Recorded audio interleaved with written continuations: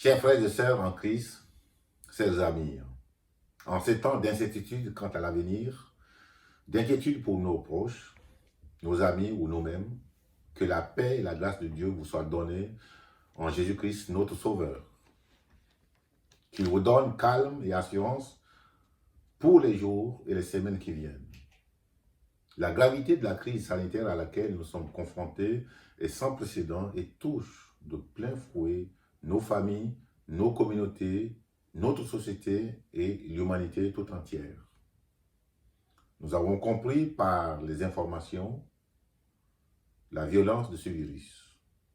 Et la vitesse de propagation explique le nombre de décès dans notre pays et dans le monde. Nous sommes touchés de près ou de loin et concernés par cette épidémie, sachant que les mesures visent à protéger les personnes âgées ou les personnes à risque, pour lesquelles ce virus est le plus dangereux.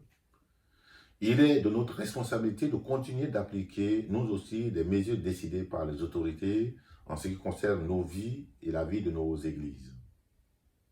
Au nom du Conseil consultatif du district, je vais vous adresser un message d'encouragement par ce temps d'épreuve.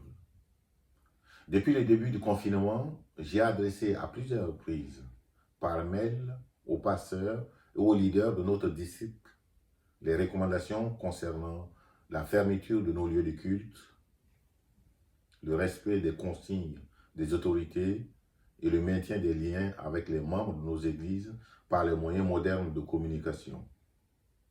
J'ai transmis également les mails d'encouragement venant de nos surintendants généraux ainsi que leur dernier message de Pâques adressé à tous. Toutes les églises ont immédiatement réagi en trouvant différents moyens de rester en contact les uns avec les autres, de célébrer le culte à leur manière afin d'encourager les fidèles par les lectures communes de la Bible, les temps de prière partagés ou les chaînes téléphoniques pour prendre soin des uns des autres. Dès le 15 mars, l'Église de la Fraternité a utilisé son compte YouTube pour son culte dominical. L'Église de la Vie Éternelle a fait de même en utilisant sa page Facebook pour son culte.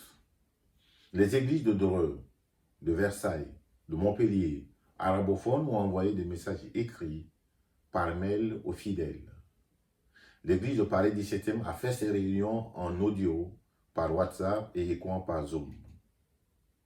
L'église de Corbeil-Essonnes, qui avait déjà l'habitude de faire son culte sur YouTube, a continué tout en respectant le confinement.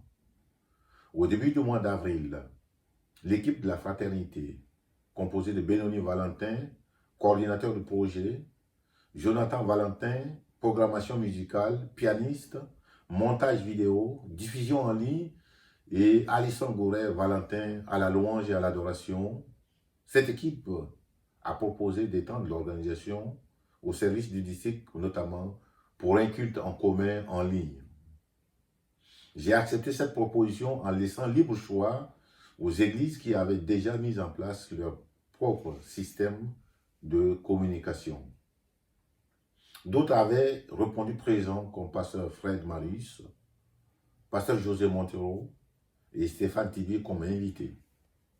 Je vais exprimer ici toute ma reconnaissance à chacune et à chacun d'entre vous pour votre mobilisation à garder le lien les uns avec les autres, votre créativité à trouver les solutions pour célébrer le culte.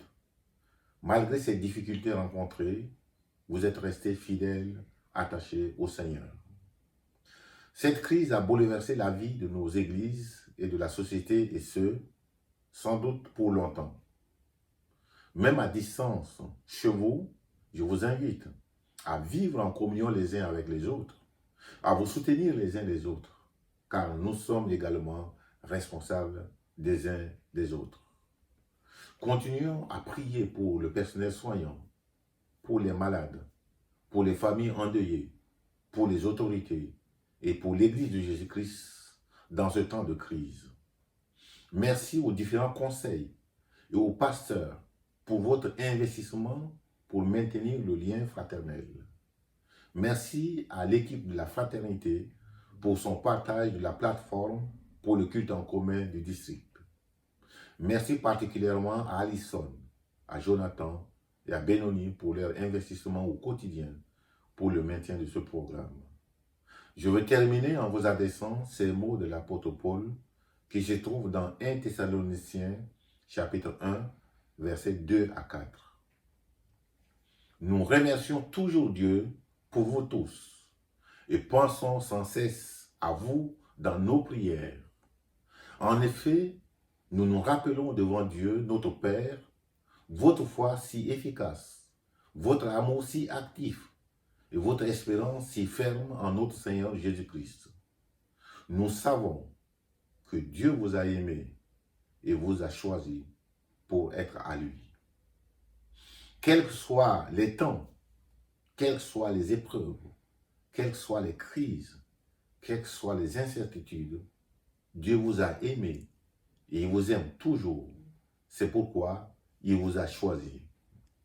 Ma prière pour chacun de vous est que votre foi reste vivante et efficace, que votre amour pour lui reste actif et que votre espérance reste ferme.